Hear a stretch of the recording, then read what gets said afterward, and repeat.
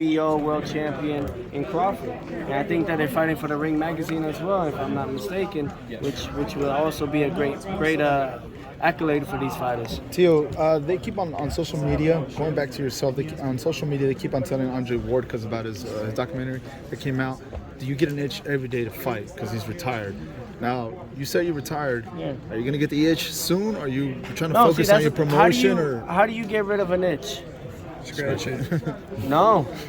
You scratch it. Leave it be. Leave it be. You got leave it alone. Ride it out. Alcohol. When Or you got an something. itch, nah, you can probably smack it. You don't gotta itch it. Scratch it. So with that being said, I'm gonna stay in the gym, gonna stay sparring, gonna stay doing all those things to at least get the feels of that. Never let that go. But I don't need to actually be in the ring and fight for it no more. Let me give you three names real quick. I'm very happy and content. Let me give you three names real quick. Gervonta Davis. There we go. Devin Haney, and Shakur Stevenson. Which ones do you think? I love it. Like I said. Well, there's so many infinite options for you. Shakur, like what do you mean for me? There's just so many options for you. Oh man, those are my babies. Those are my babies. Nah, they look up to Teofimo. They want to know how to do it. Because after this performance, a lot of people said, hey, he tricked us. He tricked us. His mind is there. His mind is fully there. So he's like, we want to see these fights with Gervonta. Yeah, but I had to trick you guys. I had to trick everybody. Because it's part of the plan. Oh, wait, Kanye. Gotcha.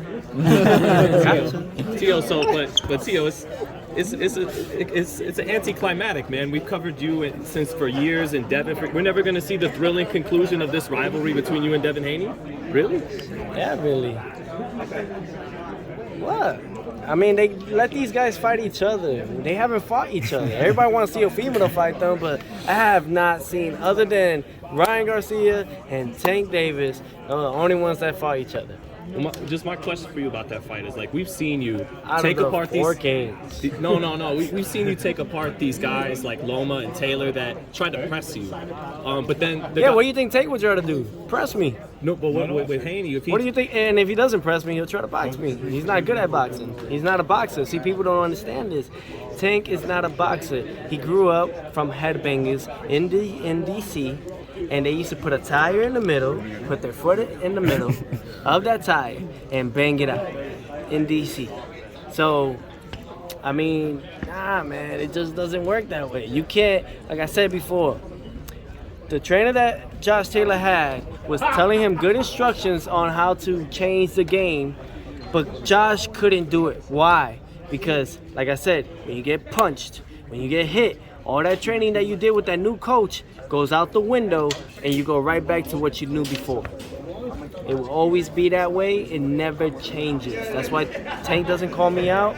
That's why none of these guys really call me out. Only reason why Haney calls me out is just because he needs some clout to get his followers up. Other than that, what about fighting close to that Sandor Martin type style? Do you feel like you could handle that now if guys are trying to just keep you on the outside like Haney would do? And that's why I like challenges. That's why I was happy that at least what I got out of that with Sandor Martin was that now I know how to beat a fucking fighter that fights like that. Now that it just doesn't want to engage, and Haney will never engage with me. So I'm like, this is good lessons to know how to beat Haney moving on forward. Because Loma was able to force exchanges, but it's different. You're imagine that. I faced a skill fighter like Josh Taylor that comes forward. I faced a technician like Lomachenko who comes forward and back, right? And then now I faced a fighter that just only fought all the way back, and that was Sandor Martin. So I fought three kinds of fighters that you can only really generate and get from the sport. So who is gonna beat me? No one. Nobody. Well, yourself, apparently you're taking yourself out the game. Myself is the only one, and very deed and true. Now you talk about that Taylor fight. You showed like a great amount of patience in that fight, because after the first couple rounds, you seen Taylor be aggressive. Then you just saw what he was doing and made the adjustments. And then after you, Taylor even talked. Actually, Taylor even talked, because when he hit me, boom, he was like, "Oh, you like that, huh?" And I just stood quiet. Stood focused, staying composed, because that's what it does. He thought I was going to say something back and try to get at me in my head, but no, we don't let him in. We keep our mouth shut and keep moving forward and stay focused. That's what it's all about, man. These guys, it's all a mental game, right? And I think about 99% of his mental physicality is 1%. How Champ. good are you feeling mentally now, man? Feeling Like, great. I the feel dark days free, seem man. over. I feel so free. I feel so at peace. I need peace in my life, and that's what I really needed, man. I'm 25, and I got the whole world on top of me, you know. But now it's time that I start sharing my world inside the world. You know what I mean?